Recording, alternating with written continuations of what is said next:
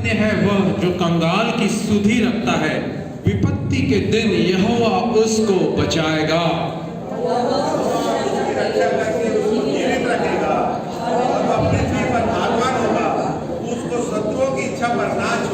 जब वह व्याधि के मारे शैया पर पड़ा हो, तब यहोवा उसे संभालेगा। तू रोग में उसके बिछौने को उलटकर ठीक करेगा।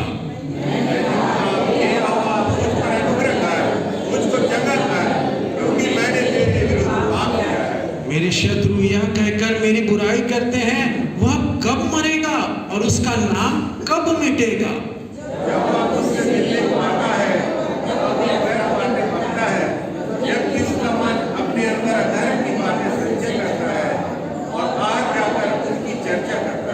मेरे सब बैरी मिलकर मेरे विरुद्ध कानाफूसी करते हैं, वे मेरे ही विरुद्ध होकर मेरी हानि की कल्पना करते हैं।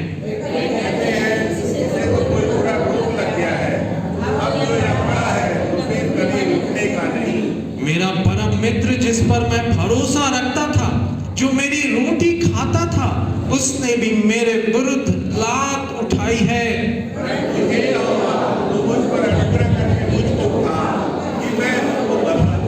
मेरा शत्रु जो मुझ पर जयवंत नहीं हो पाता, इससे मैंने जान लिया है कि तू मुझसे प्रसन्न है।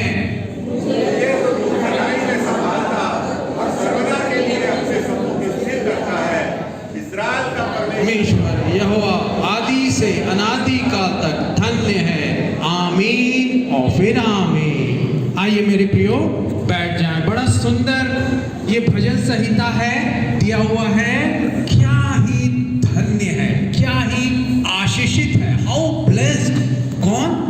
जो कंगाल की सुधि रखता है विपत्ति के दिन। यहाँ एक आज्ञा है, कंगालों की सुधि रखना है, और उसके बाद क्या होगा? प्रतिज्ञा है। आज्ञा और उसके साथ उसके पीछे पहले आज्ञा मानना है, उसके पीछे प्रतिज्ञा का प्रतिफल इनाम है। क्या है? विपत्ति के दिन यहोवा उसको बचाएगा। हालेलुया। और यहोवा उसकी रक्षा करके उसको जीवित रखेगा। आपको जीवित रखना यहोवा का काम है। आपका रक्षक कौन है? यहोवा आपका रक्षक है, और वह पृथ्वी पर भाग्यवान होगा। उसके बाद जब वह व्याधि बीमारी के बिस्तर में पड़ा हो, शैया पर पड़ा हो, तब यहोवा उसे संभाल लेगा। तो रोग में उसके पूरे बिछौने को उलटकर ठीक कर देगा। आप बीमारी से मुक्त हो जाएंगे, दर्द से मुक्त हो जाएंगे, पेन फ्री हो जाएंगे। कब? जो कंगालों की जब आप सुधि रखेंगे। बाइबल में नीति वचन 19:17 में भी दिया हुआ है, जो कंगाल पर अनुग्रह करता है वो यहोवा को उधार देता है, और वह अपने इस काम का प्रतिफल पाएगा। नीति वचन 21:13 में दिया हुआ है, जो कंगाल की दुहाई पर, दुहाई मतलब पुकार पर, उसके रोने पर से कान फेर दे, ध्यान ना दे, तो जब वो खुद पुकारेगा तब उसकी सुनी नहीं जाएगी। मेरे प्रियो, आज मैं बताना चाहता हूं दो महत्वपूर्ण बातें। यहां दिए हुए कंगाल, असली कंगाल और नकली कंगाल, ध्यान से सुने। आपके लिए महत्वपूर्ण है, जरूरी है, आपके भविष्य को, आपके जीवन को आशीषित करेगा। पास्टर जी क्या कह रहे हैं आप? कौन है कंगाल? असली है और नकली भी कंगाल। बताता हूं मैं आपको उदाहरणों से, कौन असली है, कौन नकली कंगाल है। एक बुजुर्ग आंटी कई साल पहले कलीसिया में मेरी मम्मी से मिली, बताई, देखो ना मेरे को खाने को नहीं देती मेरी बेटी। अरे कैसे नहीं खाने को देती? उसकी बेटी की सरकारी नौकरी। मम्मी को थोड़ा अजीब लगा, बोली कोई बात नहीं बुआ, आप ये पैसे रखिए, खाइएगा। क्या बात है खाने को नहीं देती करके। और मम्मी ने ये वचन याद आया, कंगाल बेचारी बुजुर्ग है, खाने को नहीं देती, उसकी खुद की बेटी, बेटी की सरकारी नौकरी है, गवर्नमेंट जॉब है। मम्मी ने ये सोचा मैं उसकी मदद करूंगी। हर महीने अब से एक प्रण ले लिया कि हर महीने मैं वो आंटी को, बुजुर्ग आंटी को पैसे दूंगी, हेल्प करूंगी। कंगालों की सुधि लेना बाइबल की आज्ञा है, मैं लूंगी वो बुजुर्ग की। कुछ दिनों बाद मम्मी को थोड़ा पवित्र आत्मा ने एहसास कराया, नहीं उसकी बेटी से भी, वो भी चर्च आती। तो उन्होंने मुलाकात की उसकी बेटी से, बेटी ये क्या हो गया, मम्मी को खाने को नहीं देते, क्या प्रॉब्लम है? आपकी तो सरकारी नौकरी है, क्या पैसे की कमी है, क्या है?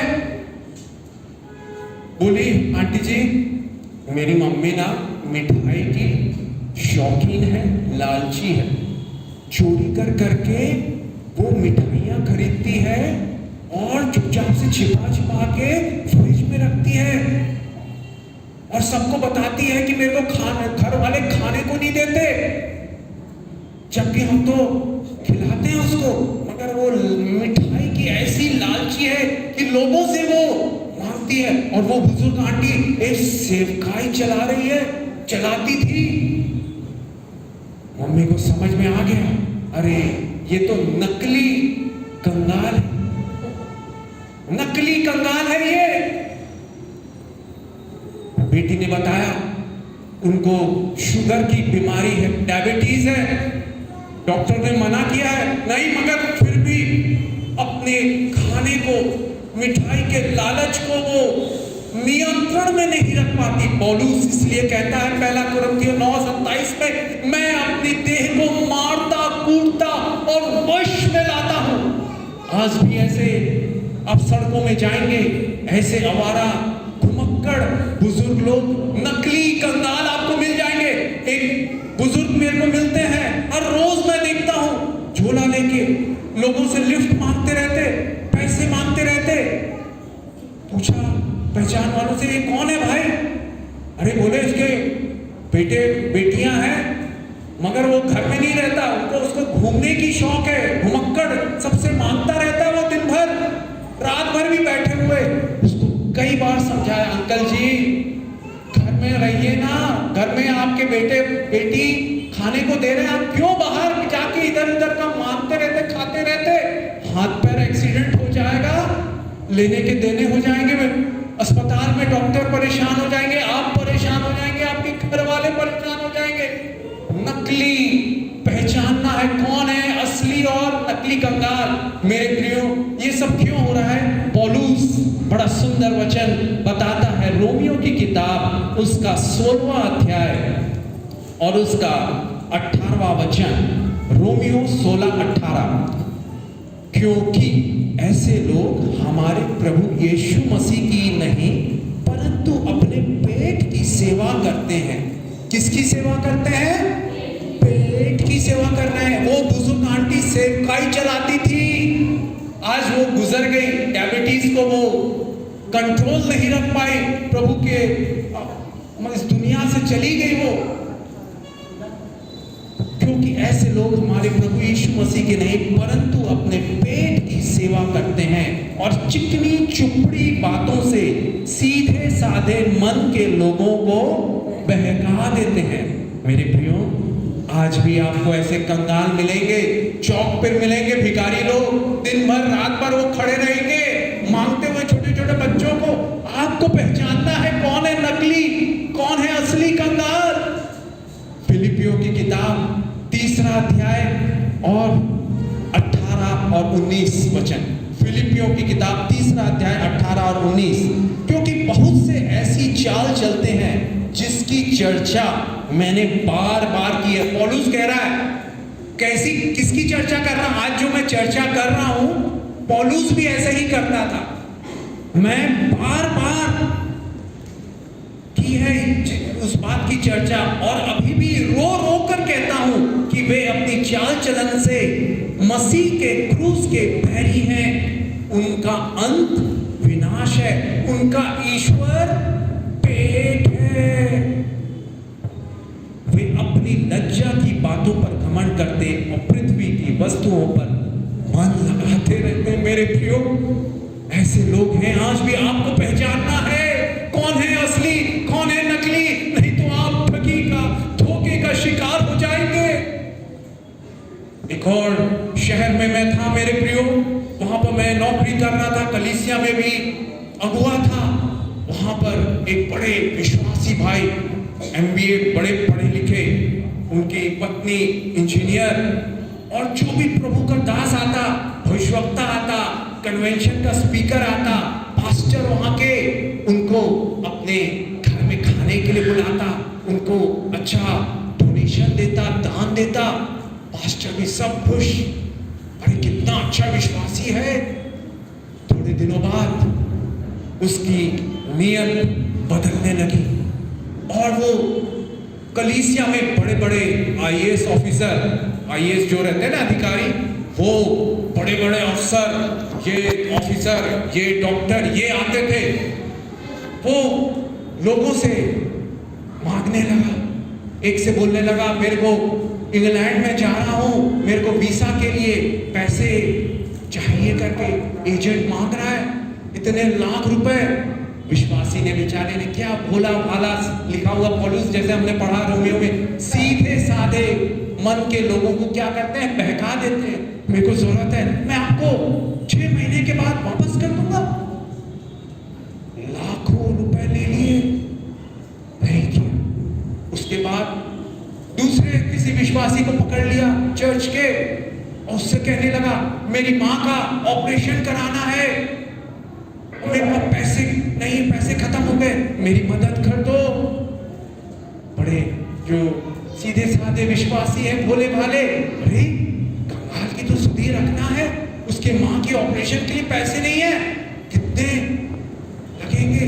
किसी ने बताया इतने लाख रुपए लगेंगे, उसने बताया इतने लाखों रुपए ले लिए। बोला मैं आपको 6 महीने में वापस करूंगा, नहीं किया। ऐसा करके फिर पिताजी का बहाना, फिर बच्चे का फीस पटाना है, उसके स्कूल की पैसे नहीं है। ऐसा करके आज कई साल हो गए, पैसे नहीं लौटाए। कलीसिया में गड़बड़ी हो गई, लोग घायल हो गए, लुट गए, कहने लगे लाखों रुपए हमसे ले लिया बोल के कि 6 महीने में लौटाएगा, और आज नहीं लौटाया। 10 साल गुजर गए। हाय, असली नकली को पहचानना है। पौलुस कहता है, ऐसी चाल चलन वालों से मैं बार बार चर्चा करता हूं। एक और कुवैत में मैं था, वहां की कलीसिया का, हिंदी कलीसिया का पासबान, वहां पर सीनियर जो फाउंडर थे, तमिल चर्च था उनका, उन्होंने हिंदी इंग्लिश सर्विस चालू की। मैं हिंदी और इंग्लिश चर्च का पास्टर था, और वहां एक अन्य जाति में से जो एड्स से HIV रहता है ना बीमारी, वो उससे चंगाई मिली। तो पास्टर को बड़ा खुश हुआ, अरे बाप रे, HIV से, एड्स से चंगाई हो गया वो, और उसको हिंदी चर्च में गवाई, इंग्लिश चर्च में गवाई, तमिल चर्च में गवाही के लिए। और तमिल चर्च में सब project manager, general manager, doctor, software engineer, petroleum engineer, सब बड़े बड़े लोग बड़े खुश हो गए। वो नौकरी करता था ऐसी छोटी मोटी, अरे ऐसे प्रभु ने चंगा किया उसको। कुछ दिनों बाद मेरे से मिला, ब्रदर, मैं बोला कैसे हैं आप? नौकरी नहीं है ब्रदर, मेरे पास 2-3 महीने हो गए, खाने को नहीं है मेरे पास, मेरी मदद कर दीजिए। जो भी हो सका मदद की। अगले महीने फिर से नौकरी नहीं मिली। अरे क्या हो गया भाई, कैसे नौकरी नहीं मिल रही, क्या हो गया तुमको? ऐसा करके फिर पता चला, मैंने बताया, अरे हमारे जो सीनियर पास्टर हैं वो तो बड़े जनरल मैनेजर हैं, और ये पास्टर भी है और जनरल मैनेजर भी है, बड़े अफसर हैं, वो 30 साल से कुवैत में रह रहे हैं, तो तुमको नौकरी दिलवा देंगे छोटी मोटी ऐसे ही। पास्टर मिले वहां, सीनियर पास्टर, बोले क्या हो गया, नौकरी नहीं है? अच्छा, बोले तुम अपना क्या प्रॉब्लम है, जो तुम्हारा रेसिडेंस खत्म हो गया, मेरे पास लाओ, मैं तुम्हारी मदद करूंगा। दूसरे दिन बुलाया, नहीं आया। तीसरे दिन फिर से फोन करके बुलाया, आ जाओ, नहीं। मगर हर चर्च में हिंदी, इंग्लिश, तमिल सर्विस में अटेंड कर रहा है, आ रहा है वो, और लोग बड़े खुशी से उससे मिल रहे हैं। और पास्टर को कुछ दिनों बाद पता चला, कुछ महीने बाद, कि जितने भी 60 परिवार थे, 60 परिवार, और सब बड़े बड़े इंजीनियर्स, मैनेजर, वो सब, उन सब से यह कह के मांगता रहा कि मेरे पास नौकरी नहीं है। 2-3 महीने से हर परिवारों से वो मांगता रहा। नकली कंगाल। पास्टर वो ये ठीक नहीं लगा, उसने बुलाया, उसको बोला, अरे मैं तुमको बोल रहा हूँ ना, अपना क्या वो जो वर्क परमिट है दिखाओ, मैं तुमको नौकरी में मदद करूंगा, नौकरी तुम्हें दिलवा दूंगा, छोटी मोटी नौकरी। नहीं नहीं नहीं नहीं, अरे आओ, जिद करने लगा। नहीं। फिर पास्टर ने कहा, क्या करना चाहते हो तुम? बोला, नहीं, मैं प्रभु यीशु की सेवा करना चाहता हूं, मैं अभी पास्टर बनना चाहता हूं। पास्टर को समझ में आ गया ये नकली है। उसने बताया, भाई बाइबल में लिखा हुआ 2 थिस्सलुनीयों 3 अध्याय 10वें वचन में कि यदि कोई काम ना करे तो वो खाने भी नहीं पाए, साफ साफ लिखा हुआ है। और वो पास्टर ने कहा, मैं 8-10 घंटा रोज नौकरी करता हूं, जनरल मैनेजर, 30 साल से नौकरी के साथ साथ पास्टर भी हूं मैं, और तू यहाँ प्रभु की सेवा करेगा, पास्टर बनेगा? क्या बुलाहट है?